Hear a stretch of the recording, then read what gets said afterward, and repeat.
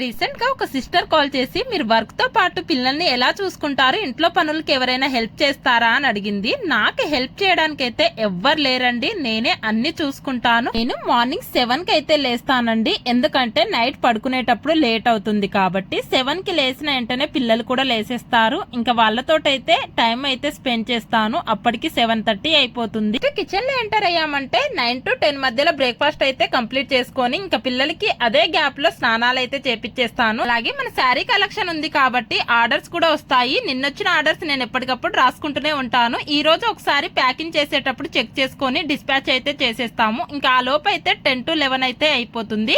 Afternoon lunch కోసం వంట అయితే చేయడం స్టార్ట్ చేశాను. మధ్య మధ్యలో పిల్లలతో ఇలా ఆడిపించుకుంటూ వంట అయితే చేసేస్తాను. ఇంకా టైం వచ్చేసి 12:30 to 1 అయితే అయిపోతుంది. ఇంకా పిల్లలకి అయితే ఫుడ్ తినిపించేసి పడుకోబెట్టేస్తాను. స్నేహారెన్సీ కలెక్షన్ మీద ఒక 2 hours అయితే టైం స్పెండ్ చేస్తాను. ఆ లోపు పిల్లలు కూడా లేసేస్తారు. మళ్ళీ వాళ్ళకి స్నాక్స్ టైం అయిపోతుంది.